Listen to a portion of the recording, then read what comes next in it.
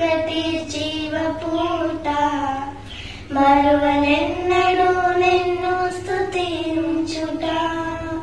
వందనం యేసయ్యా,